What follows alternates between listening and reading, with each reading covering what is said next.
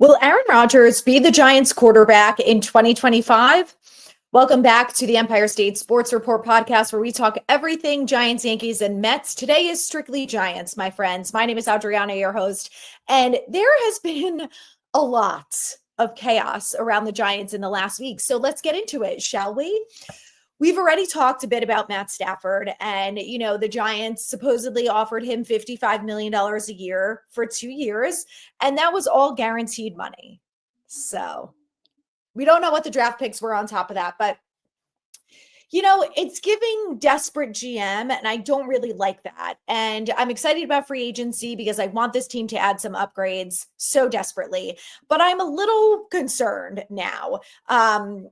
I understand Matt Stafford is a good quarterback. He won a Super Bowl. He was doing great with the Rams, which my whole theory from the get-go was, why would he ever leave there? He's got a really stacked team. They were one play away from going to the NFC Championship. Like, if you're Matt Stafford, why are you leaving there and going to the Giants? Like, is it really just for money at this point in your career when you're going to play maybe 1 or 2 years? Like, that sounds kind of insane to me. It must have not been about the money. We don't know the final number that the Rams ended up giving him in order to get him to stay, but Matt Stafford turned down the Giants. And all I have to say is thank God, because I know everyone's like, it's not my money. I don't care what they do with it. And I agree with you. I feel the same way. It's not my money. I don't care. However, I have PTSD as a Giants fan from every year being like, we can't sign any players because our cap sucks because the former GM mismanaged the shit out of it. And I just don't want to go through that again. Like John Mara put this organization in the position where there is a possibility that can happen again. So it's very frustrating as a fan to feel like, Joe Schoen could easily go down that path again. And when I, as a fan, hear that he offered Matt Stafford $100 million guaranteed for 2 years, it makes me a little concerned. Okay. And I think that's fair. So I'm glad it didn't work out. And ultimately, I felt like it had to be Stafford and Kupp or nothing. And sounds like that wasn't going to be it. So I'm glad it didn't work out. Now we have to talk about Aaron Rodgers, because there's been multiple reports that come out that say that the Giants are obviously looking into all veteran quarterback options. Joe Schoen has relentlessly talked about how he wants a veteran quarterback in the building, which I agree with him. Very important. Need a veteran quarterback. Doesn't have to be Aaron Rodgers, though. Like, is that really the best option for the Giants when you look at the veteran free agent quarterbacks who are going to be available? I think there's an argument to be made that Aaron Rodgers is the most talented of the group, which I think is probably fair, right? He's the only one compared to, when you've got Russ Wilson and Gardner Minshew and Carson Wentz and Sam Darnold and whatever, these other quarterbacks that are going to be out there. Yes, Aaron Rodgers has the best arm probably out of all of them. He is a 2-time MVP winner. Like, I get it. He's a very talented football player. However, he's old as fuck. No disrespect to anyone who's 41 years old. I'm not talking about you guys. I'm talking in football years, okay? The man is 41 years old, and he's not Mr. Mobile. So again, it's the same thing that I talked about with Matt Stafford, except Aaron Rodgers is even older than Matt Stafford, okay? So that's one part of it. Yes, he's healed from the Achilles, and, he's healthy from that perspective. He's also a goddamn pain in the ass. So there's that. We can talk about that in a minute. But if you're talking about just from a talent perspective, yes, he's better than any quarterback the Giants have had in the last 6 years. I'm not disputing that. But my concern is that he's outside of all the other shit and him being a maniac, he's not mobile. He is not mobile at all. He runs like Eli Manning does. And we all agree Eli Manning's not a mobile quarterback. Sable's system thrives with a mobile quarterback. This is his 4th year with the Giants. If anyone thinks that all of a sudden he's going to change up his whole scheme because they brought in Aaron Rodgers, who's not mobile, as opposed to Drew Lock or Tommy DeVito, who's not exactly Justin Fields out there, that's not going to happen. Okay. From all the things that we have heard, and I think from what we have witnessed over the last 3 years from Dable, is he's a bit stubborn. So no one is going to convince me that if they get Aaron Rodgers, they're going to stop with the RPOs and the mobile plan, the mobile game plans. It's has to focus around that. So either they're going to try and force Aaron Rodgers to run, and it's not going to work out because he's slow and old, or they're, I don't know, not going to do it that often. Which again, the 1 year that Dable was successful with this offense was when we had a mobile quarterback who ran for over 700 yards. And that the roster back then was better than it is now. And the Giants don't have $100 million like the Patriots or the Bears out here making trades left and right to fix their offensive line. Like, that's not what the Giants are doing. So I think it's fair to say that bringing in a 41-year-old Aaron Rodgers is not really going to solve all of our problems. I also think that if they bring in Rodgers and Adams, who Devontae Adams was cut as of yesterday from the Jets, is that going to help? Yes.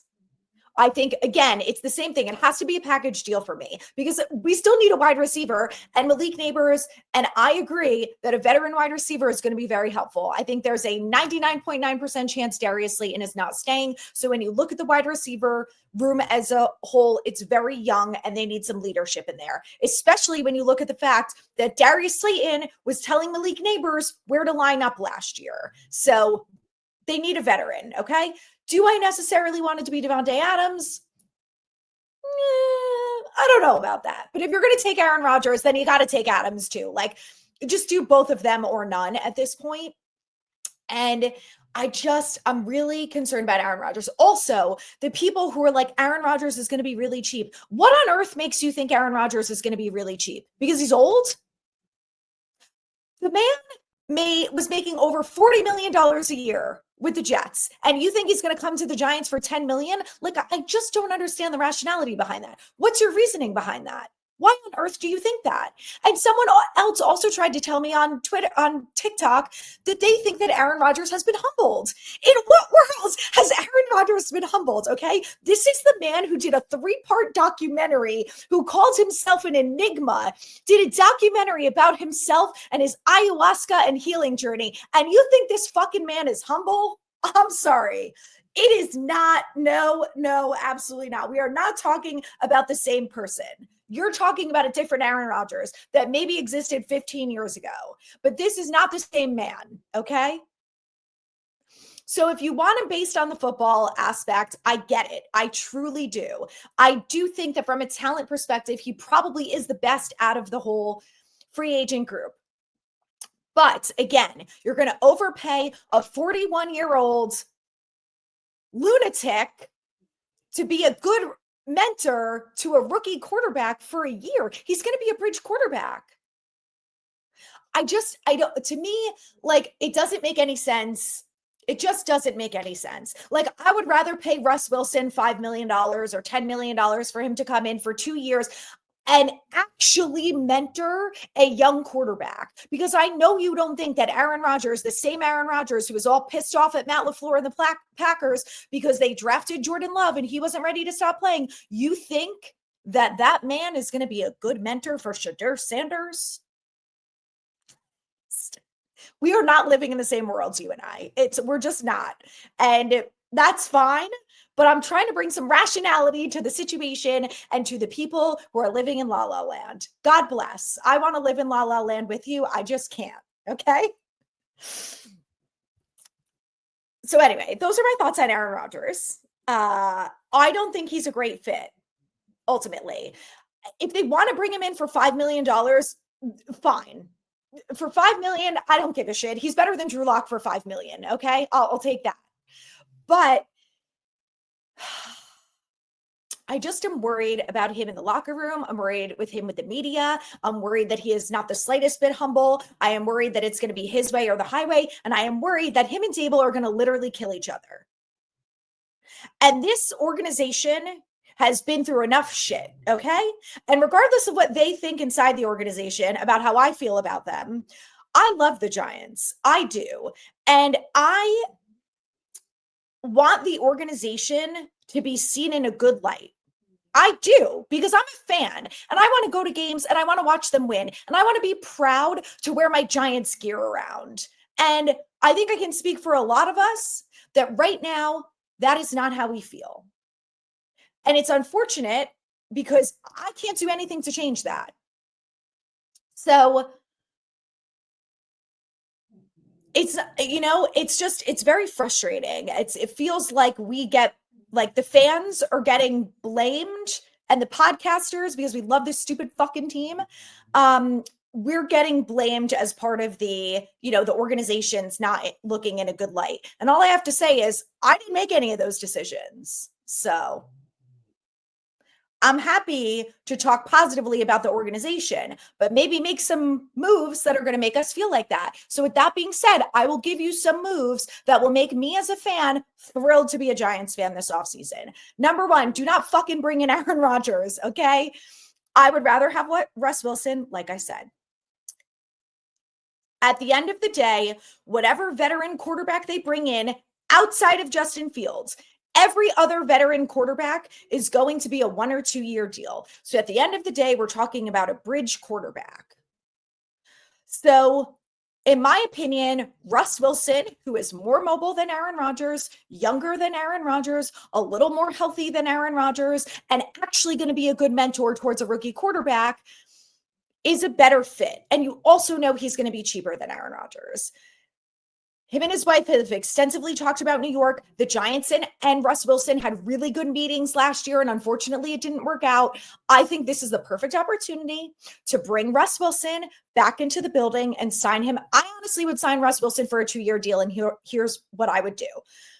You sign Russ Wilson for 2 years, the 2025 season and the 2026 season, and then this is how the rest of the offseason goes, okay? In free agency, you bring in DJ Reed, Travarius Ward, or Byron Murphy, okay? Any of those 3 guys are going to make Giants fans happy because we desperately need a veteran cornerback, okay? So one move right there, fantastic. We're looking up that plus Russ Wilson, we're in good shape. Third thing, which I think would be ideal, is a guard. There are a lot of interior offensive linemen who are going to be available in free agency. Obviously, it's not Trey Smith. And, I don't think they're going to trade for someone like the Bears have been doing, which God bless the Bears. Ben Johnson, man. Bears fans, maybe it's looking up, okay? Bring in a guard, a veteran guard, okay? They're not going to keep Greg Van Roten. So bring in a veteran guard who can step in day one and be a starting right guard and who can mentor Izudu and or Evan Neal in the guard position. You can have John Runyon be a mentor too. That's fine. Between the two of them, I think it would be great, whoever this veteran right guard is. But you have to bring in a veteran right guard, okay? And my fourth ideal situation is either a defensive lineman or a swing tackle. I really want a swing tackle. I desperately do, but I think they can bring back Tyree Phillips and he would be affordable and a good backup, and I'm on board with that. Dexter Lawrence so desperately needs help. And if they decide to cut Nacho, there's obviously no good depth behind him. So someone like Milton Williams from the Eagles, we all saw, unfortunately, what he did in the Super Bowl. A guy like him is going to be a great fit next to Dexter Lawrence. I think that is a perfect offseason plan for the Giants. Now, I don't control the money, but I know that they pay people good money to figure it out. So figure it out. The cap is the highest it's ever been. The Giants only have $27 million or $22 million in dead cap, which is nothing compared to what they've had in the past. And they have $48 million right now. And if they cut Nacho and they cut a couple other guys, it will free them up to well over $50 million. Bring in those guys and restore some faith and hope in the Giants fan base. Because we pay our bills. Anyway, okay, that's it from a free agency standpoint. Now, the best part about this is if you do that in free agency, the options are endless in the draft, okay? There's a lot of opportunity to do whatever you need to do and bring in the best players available. So if that happens in free agency, let's just say top 3, they get Russ Wilson or Justin Fields. I'm on board with Justin Fields too. A cornerback and a guard. Amazing shape. Then this is what you do at 3. You get Abdul Carter if he's there, which I don't think he's going to be, but you never know. Abdul Carter. If not, maybe Travis Hunter. I'm still not 100% sold on him, but I do think that the organization would love him. So fine, you can get Travis Hunter. If those two guys are off the board, and so is Cam Ward, which is what I expect to likely be the case, you move from 3 to 5, or maybe with the Jets, if they want Shedeur Sanders, or with the Raiders, who I think it's 6 and 7. You move back and then you still get Mason Graham, or you get Will Campbell and he could be your swing tackle. You get the best player available at 6 or 7. And now you've got more draft picks. Okay. Then this is great. Then at 34, you can either go offensive line, cornerback, safety. What else? Defensive lineman again, defensive tackle. Like the options are endless. Okay. This is what I love about that. Or if you really want, you can go Jackson Dart or Jalen Milroe. And if you didn't want to do that and you wanted to get a defensive tackle, then in round 3, you can get Jalen Milroe, or you can get Will Howard, or you can get someone like that. Anyway, the whole point of how I feel about Russell Wilson for a 2-year deal is so this year you can punt on Shedeur Sanders because you're probably not getting Cam Ward. So that's what I would do. I would do that. And then in later rounds, you bring in a quarterback, okay? And you let that quarterback, whether it's Will Howard or Jalen Milroe or what's his name? Kyle McCord, Tyler Shuck, you bring in one of those guys, okay? And then there's no stress for them because you can rely on Russ Wilson to be a good starter. He's going to win you football games and he's going to mentor the young guy. And then, okay, this is the 2025 plan, okay? Realistically, they're not going to win 8 games. And I don't, whether that's Aaron Rodgers or Russ Wilson, I don't really think they're winning 8 games. You never know. I doubt it. Anyway, if that's the case, then you're probably going to have a good draft pick in 2026. And even if you win 10 games miraculously, you still have a first round 2026, and you potentially have another first round 2026 from trading back from 3 to 6. And then in 2026, you get your quarterback. You get your guy. And then you're going to say, well, what about Will Howard? Guess what? In 2026, you let Russ Wilson start, maybe, or you let 3 quarterbacks duke it out for the starter. A little competition never hurt anyone. And guess what? If Will Howard's not that great, then maybe you have not Quinn Ewers. Maybe you have Garrett Nussmeier, or I don't even want to say this, but Carson Beck. But an example, you know what I mean? You have a 2026 quarterback who maybe can duke it out with Russ Wilson, or he's going to duke it out with Will Howard or whoever for the backup, and you can get rid of Tommy DeVito. And then you have 3 quarterbacks that you selected to be on this team that you think are going to give you the best chance to win. And I don't want to hear anymore that Tommy DeVito gives us the best chance to win. The ship sailed. It's out in the ocean blue, okay? So then it gives you flexibility. You have options. That is, I think, the best case scenario. What do you guys think? Let me know in the comments. I'm excited to hear your take. And that's it. Let's wrap it up with this episode. Early next week, before free agency, here's going to be the deal. Okay, so this weekend, Friday, we're going to have Yankees Mets. I'm going to do mini episodes again for baseball. We're going to keep that going through spring training. Then on Sunday, I am releasing a free agency preview with a guest. I think you guys will love that. That's going to come out Sunday. And then Monday, when the free agency chaos begins, I'm going to go live maybe all day. I'm going to do the best to be live as often as I can as soon as the Giants make moves. NFL Network is going to be on 24/7 from Monday to Wednesday. I'm going to be live as often as I can, whether it's here or Instagram. I'll do both, whatever makes people happy. I'll go during the day and I'll go at night when people are home from work. Flexibility, okay? Because I'm crossing my fingers. It's going to be a good one, okay? I pray. Anyway, enjoy the rest of your week. I'll let you know when the baseball episodes are out. Thank you guys for listening. Please like, subscribe, share with a friend, and free agency is around the corner. Excitement is here.